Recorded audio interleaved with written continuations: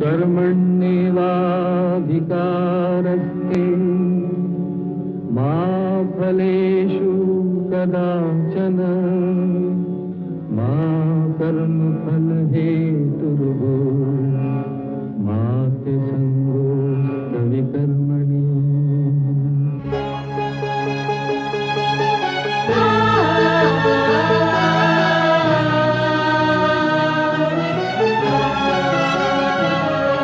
ये औरत है कुदरत का अनमोल तोहफा, ये ममता का सागर, मोहब्बत का दरिया है। हर नस्ल हर देश पर कर्ज इसका बनाया गया, त्याग को फर्ज इसका। मगर इसकी दुनिया ने कीमत न जानी, मगर इसकी दुनिया ने कीमत न जानी। अजब दास्तां है, अजब है कहानी।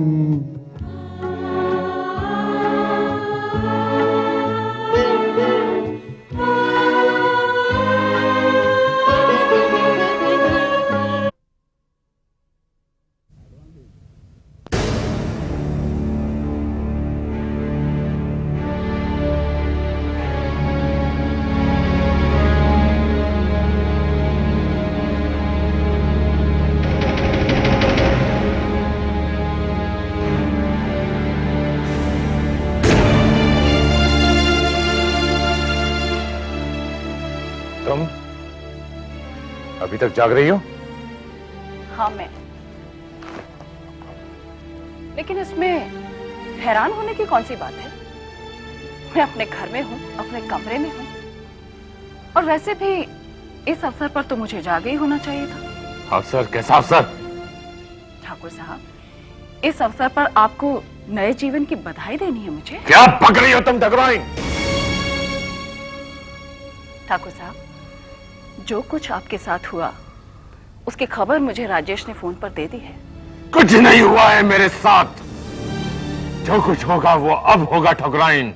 ठाकुर साहब, इस कमरे में सिर्फ आप हैं और मैं हूं, फिर इतनी ऊंची आवाज में चिल्लाकर आप नौकरों को क्या बताना चाहते हैं कि आपके साथ क्या हुआ है? वैसे भी जब उन्होंने दरवाजा खोला होगा तो वो जान गए होंगे कि आपके साथ क्या हुआ है, और उन्होंने आपको जब देखा होगा तो वो समझ गए होंगे कि आपको खास लेट में नहलाया गया है। क्या सोच रहे होंगे आपके बारे में? ठाकुर साहब, सबसे पहले मैं उस भगवान को धन्यवाद करती हूँ जिसने मुझे विधवा होने से बचा लिया, और दूसरा मैं राजेश का शुक्रिया अदा करती हूँ जिसने आपकी जान बचाई।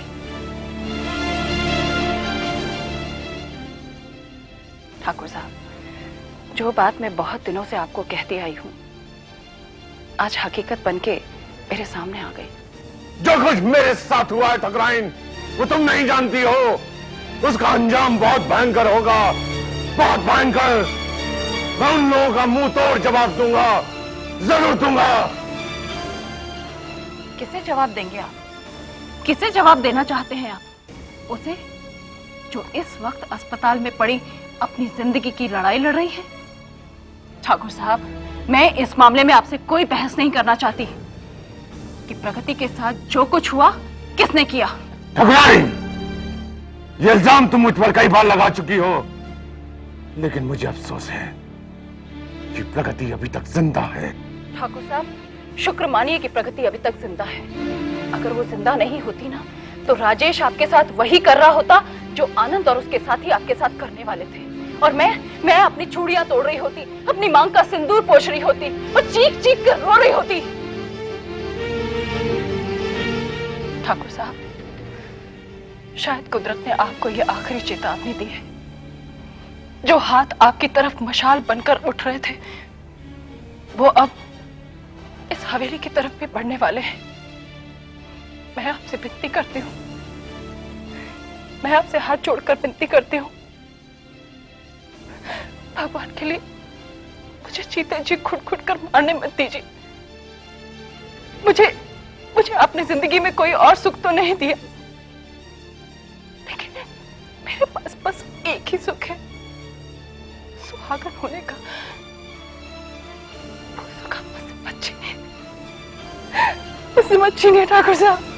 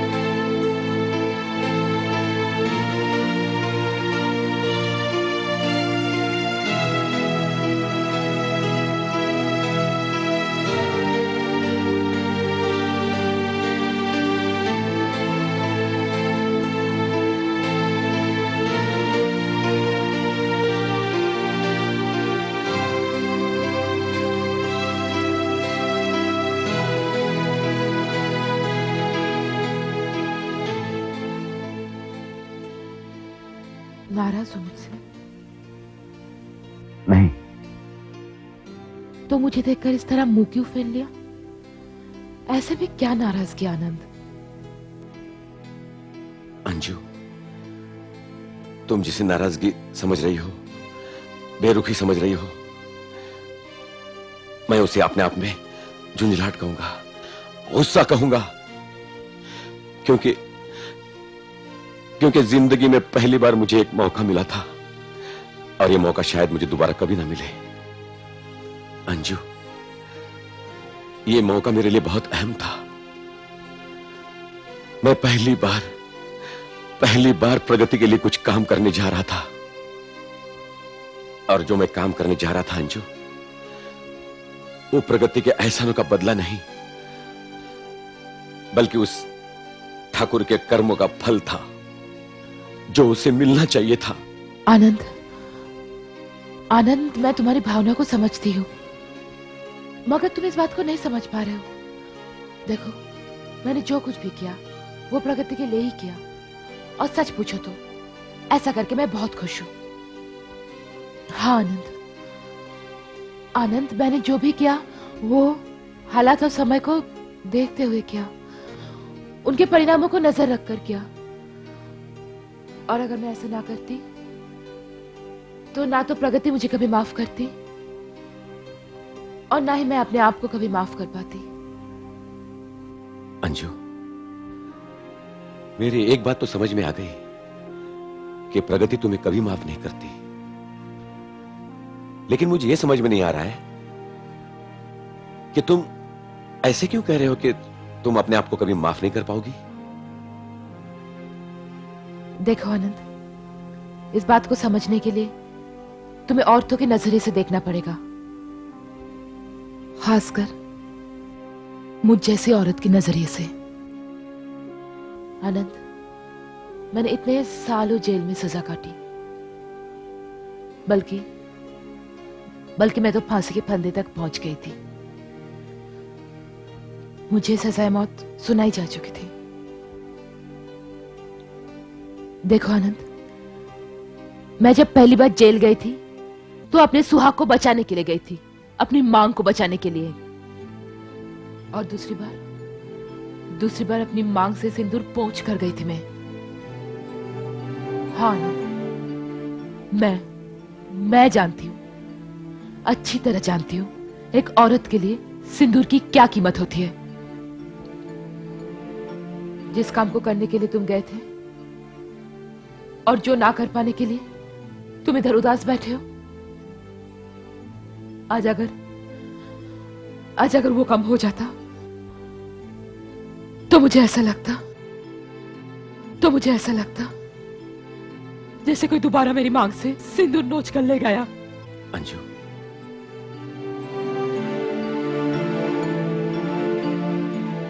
हाँ आनंद, मैं उस सिंदूर की बात कर रही हूँ जिसे तुमने मेरी मांग में भरने का वचन दिया है मुझे।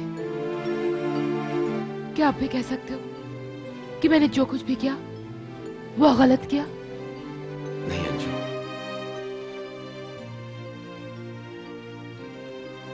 नहीं अंजू,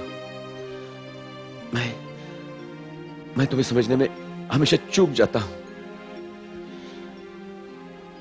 देखो ना, कभी कभी तो तुम एकदम साधारण सी औरत लगती हो और कभी कभी इतनी ऊंचाई पर बैठी नजर आती हो कि मुझे लगने लगता है कि मेरे हाथ इतनी ऊंचाई तक पहुंचेंगे भी या नहीं। अंजू, तुम ही बताओ कि तुम क्या हो? आनंद, मैं वही हूं जो तुमने पहले कहा था, एक साधारण सी औरत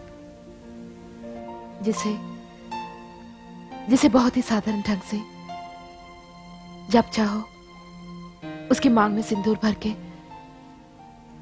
उसे अपनी पत्नी बना सकते हो। अंजू, घर चलो, मैंने तुम्हारे लिए आज कुछ खास बनाया है। नहीं अंजू, घर नहीं। पहले हम मंदिर में जाकर प्रगति के लिए प्रार्थना करते हैं, फिर वो जब अच्छी होकर काम पर वापस आएगी ना, तो उसके बाद सबसे पहले मैं वो काम करूंगा। क्या करोगे अंजू, आगे कहो ना। मैं तुम्हारी मांग में सिंदूर भर दूंगा ताकि जिंदगी की सबसे बड़ी इच्छा कहीं अधूरी न रह जाए।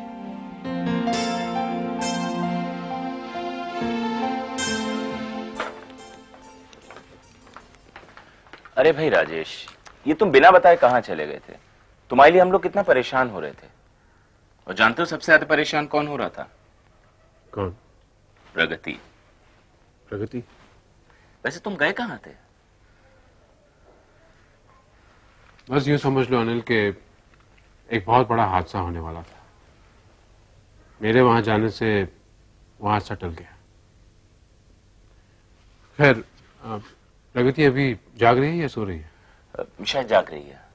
क्या मैं उसे मिल सकता हूँ? हाँ श्योर, तुम जाओ, मैं भी थोड़ी देर में आता हूँ।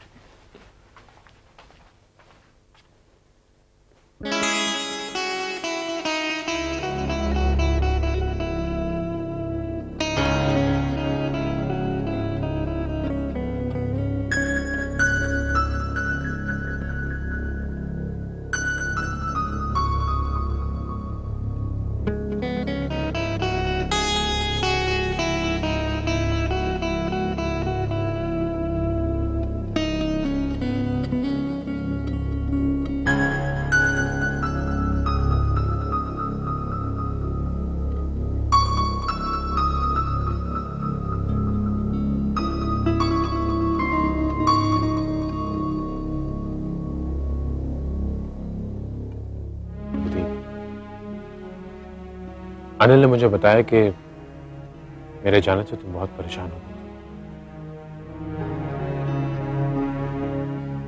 प्रगति, ये तो कमाल हो गया प्रगति, सचमुच कमाल हो गया।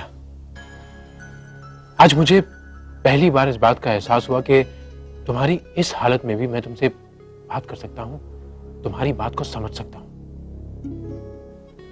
प्रगति, मेरी बात ध्यान से सुनो। मैं तुमसे जो कुछ भी कहूं उसका जवाब अगर तुम हाँ में देना चाहो तो अपनी पलकें एक बार झपकाना, और अगर उसका जवाब तुम ना में देना चाहो तो अपनी पलकें दो बार झपकाना। मेरी बात तुम्हारी समझ में आई?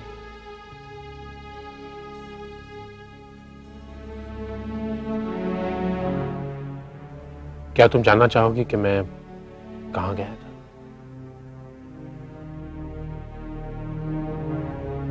जानती हो प्रगति, तुम्हारे इस हादसे ने बहुत ही अजीब हालात पैदा कर दिए हम सबके लिए। जाहिर है कि इस हादसे का जिम्मेदार जो भी है उसे सख्त से सख्त सजा मिलनी चाहिए, लेकिन प्रगति, इस बात का कोई ठोस सबूत नहीं मिल पाया कि आखिर यह हादसा करवाया किसने। लेकिन हर आदमी जिस तरह भी सोचे, जैसे भी सोचे, उसका शक सिर्फ रतनपुर की तरफ जाता है। प्रगति, तुम्हारे चाहने वालों के दिलों में इतना गुस्सा है, इतनी नफरत है कि वो कभी भी कुछ भी कर सकते हैं। मेरे पास अंजू आई थी। उसने मुझे बताया कि आनंद और प्रकृति क्रिएशंस के कुछ लोग रतनपुर की तरफ जा रहे हैं। उनका इरादा उस हवेली को जलाकर उसे राख का एक ढेर बनाने का था।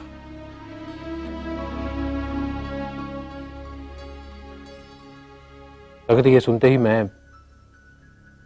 अंजू के साथ रतनपुर की तरफ रवाना हो गया।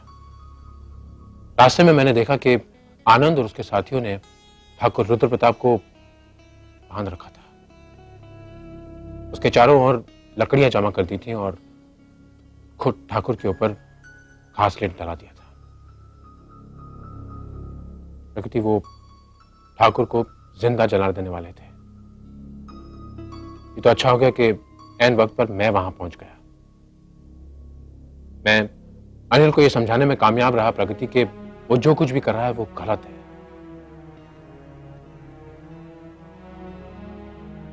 प्रगति,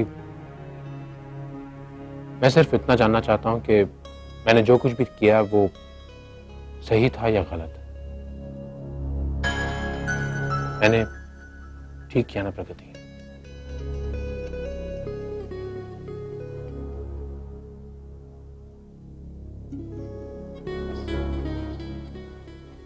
मैं तुमसे यही जानना चाहता था।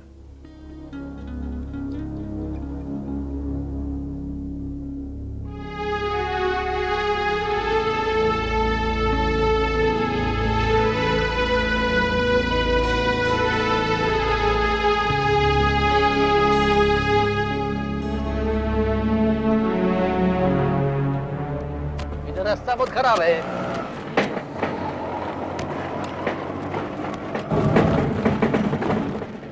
अरे बस भैया, इधर इधर।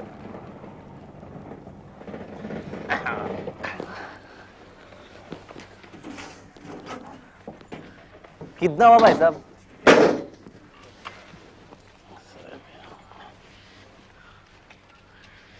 ये लीजिए।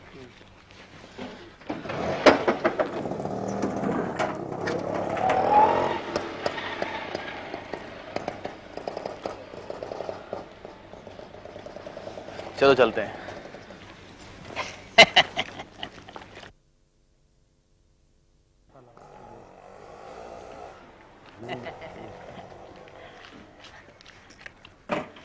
राम राम भाऊ। राम राम। ये दत्ताराम किधर रहता है? अपन कौन?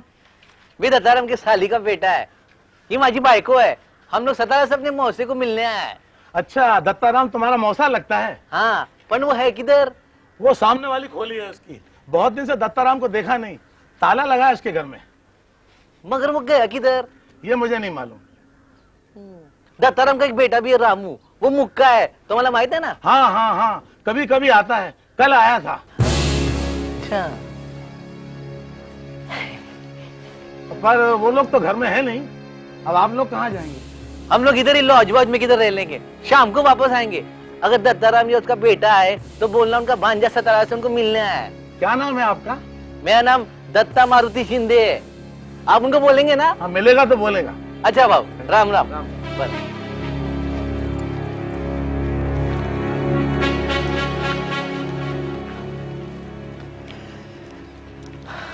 अब क्या करें?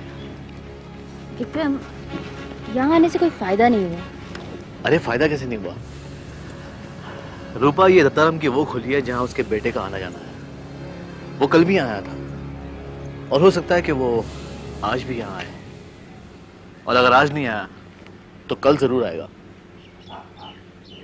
हाँ, मैं समझ गई। खैर, कहीं चलकर टाइम पास करते हैं। विक्रम, एक बात कहूँ? कहो। तुम है ना इस ड्रेस में बहुत जच रहे हो। अच्छा, और मेरी मानो तो तुम ऐसे ही रहा करो। वैसे मैं भी एक बात कहूँ, तुम भी बहुत जच रही हो इस ड्रेस में। और तुम अपने घर जाओगे तो मैं वहां पे कोई पहचानेगा नहीं, घर में कोई घुसने नहीं देगा। ये क्या कह रहे हो तुम? चलो एक काम करते हैं, वक्त की बर्बादी ना करते हुए किसी मंदिर में जाके 7 फेरे ले लेते हैं। वाह इंस्पेक्टर विक्रम, वाह क्या बात की है तुमने। मगर तुम्हें पता है रूपा को पाना इतना आसान नहीं है। तो मेम साहब आप ही बता दो कि आपको किस तरह पाया जाए। उसके लिए तुम्हें मेरे घर के दरवाजे पर बारात लेकर आना पड़ेगा, तब शायद मैं मान जाऊं। ठीक है भाई, तो हम आपके घर के दरवाजे पर बारात लेकर आएंगे। मगर विक्रम, क्या हुआ? वो तो तभी पॉसिबल हो सकता है ना जब भाभी घर वापस आ जाए। देखो रूपा, प्रगति बिल्कुल ठीक होकर घर वापस आ जाएगी। एक बात कहूं, वाकई तुम्हारी भाभी में बड़ी क्षमता है करने की। विक्रम, भगवान करे तुमने जो कहा है वो सच हो जाए। अरे वैसा ही होगा, मैं कह रहा हूं ना। And you don't worry, okay? चलो चलते हैं। Come on, cheer up.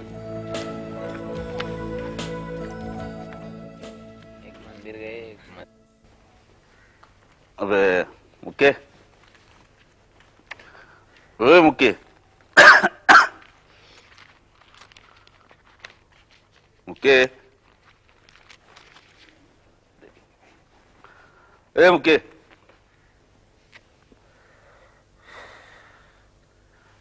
अबे मुक्के, तू मुक्का साथ में बेरा भी हो गया क्या? बोल रहा हूँ मुक्के मुक्के, कुछ बोल ही नहीं रहा। हाँ तू मुक्का है ना, तू क्या बोले? अजय सुन, वो काम कर दिया क्या तूने, वो हॉस्पिटल वाला? वहां पुलिस वोलिस कुछ नहीं है ना अभी? पक्का? और हाँ, वो तेरे खोली पे कुछ दिनों के लिए वो इंस्पेक्टर तिवारी और उसका वो सामान, क्या है उस लड़के का नाम? हाँ प्रमोदनी, कुछ दिन ठहरेंगे, चलेगा ना? नहीं नहीं, अभी मत लेके जाना उनको, रात को लेके जाना है, समझा? नमस्ते भाऊ।